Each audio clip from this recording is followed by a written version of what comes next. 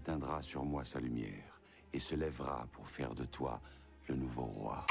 Quand on parle classique d'animation Disney, difficile de passer à côté du Roi Lion.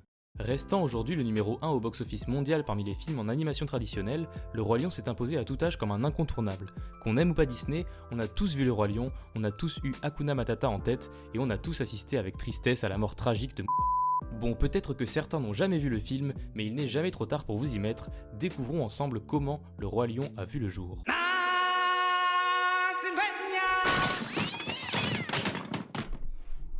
Vous êtes sur la chaîne de CEO et on est parti pour le 3e épisode de Storygin.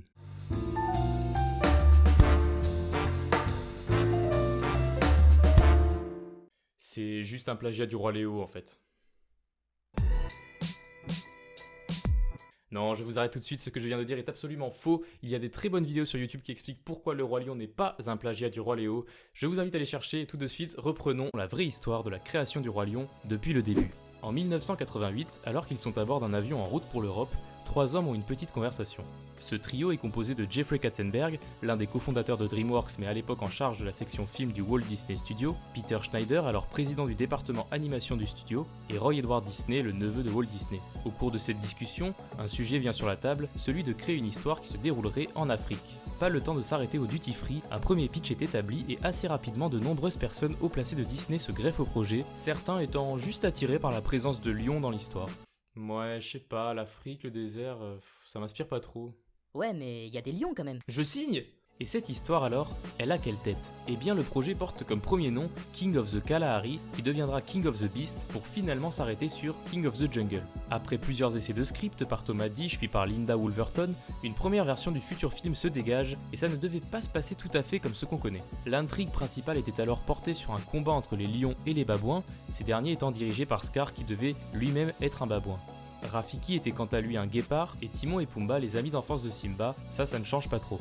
Notre cher Simba d'ailleurs n'était pas le plus gâté dans cette première version, où il n'aurait pas quitté le royaume mais serait devenu fainéant et négligé suite à des manipulations de Scar pour pouvoir renverser son règne. Le personnage il avait été écrit un peu en mode on Simba les couilles quoi.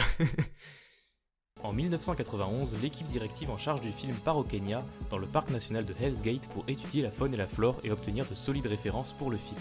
Ainsi, c'est en s'inspirant de ces paysages que la Terre des Lions sera créée.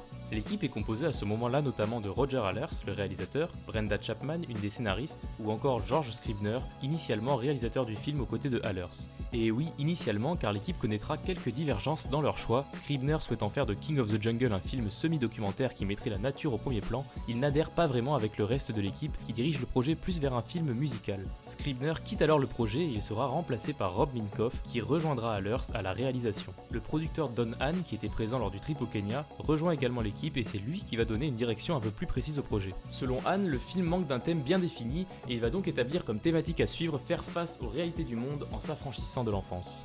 À partir de cette ligne directrice, l'équipe prend environ 2 semaines pour réécrire l'histoire du film, les événements se déroulant dans la savane et non la jungle, le script sera renommé The Lion King, soit Le Roi Lion. À ce stade de la production, le scénario ne va plus vraiment bouger, et heureusement car c'est le genre d'élément qui est important d'avoir bien stabilisé le plus tôt possible pour éviter que tout ne s'effondre.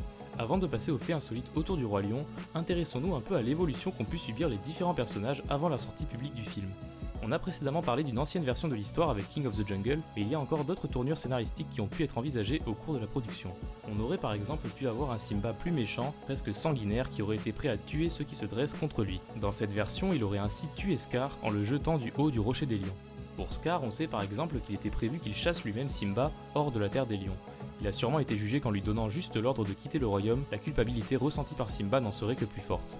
J'évoquais le Roi Léo en début de vidéo, mais parmi les inspirations un peu plus légitimes on retrouve Hamlet et Macbeth de William Shakespeare, qui ont sûrement servi de référence, et d'autant plus pour le personnage de Scar. En effet, dans la pièce Hamlet, le personnage de Claudius assassine le roi pour récupérer son trône, roi qui s'avère être son frère. Scar est également très similaire au personnage de Macbeth, ce dernier convoite également le trône de son roi. Pensant que Malcolm, le fils du roi, est trop jeune pour succéder à son père, il est certain d'être le prochain à pouvoir porter la couronne. Quand finalement il est officialisé que Malcolm sera le prochain roi, Macbeth échafaude des plans pour tuer le roi et faire porter l'accusation sur son fils pour ainsi le chasser du royaume. Et oui, le personnage de Scar n'en reste pas moins très réussi, mais sa trame scénaristique, c'est Willow.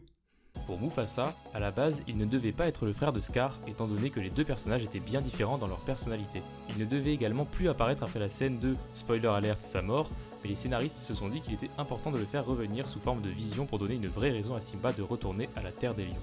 Pour terminer, voici quelques faits insolites et infos complémentaires sur le Roi Lion.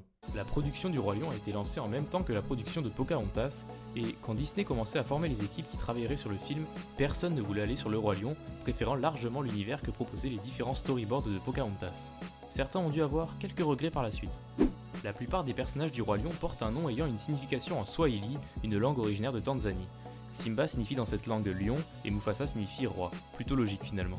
Pour les autres personnages, Nala signifie cadeau, Sarabi signifie mirage, Rafiki veut dire ami, et Pumba peut se traduire par paresseux ou ignorant. Quant à Scar, c'est évidemment le mot anglais pour cicatrice, mais ce qui est moins connu c'est son nom de naissance Taka, qu'on apprend dans le livre A Tale of Two Brothers, et qu'on peut traduire par perte ou moins subtil par déchet. Il faut savoir que pour le Roi Lion, un gros travail a été fait sur l'animation des animaux.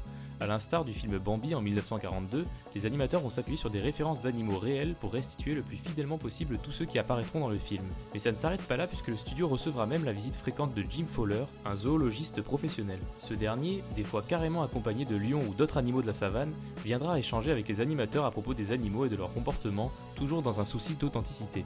Quelques semaines avant la sortie prévue du film, la production s'est vue interrompue à cause du séisme de 1994 à Northridge. Le studio a été forcé de fermer pendant quelques jours et les animateurs ont dû finir le travail depuis chez eux. L'usage de la 3D n'étant encore qu'à ses balbutiements à cette époque, il est intéressant d'étudier la fameuse scène de la ruée des gnous. Pour rendre cette scène crédible, plusieurs gnous différents ont été modélisés et animés, ils ont ensuite été multipliés et associés à des trajectoires aléatoires pour rendre la réalité d'un troupeau, à savoir une masse imprévisible. Enfin, pour éviter que l'apparence 3D de ces gnous ne dénote avec tous les autres éléments en dessin traditionnel, il y a eu un travail dit de cel shading sur les bêtes pour leur donner un aspect plus dessiné, en accord avec le reste. Cette scène est une vraie prouesse pour l'époque et elle aura nécessité presque 3 ans de travail à elle seule.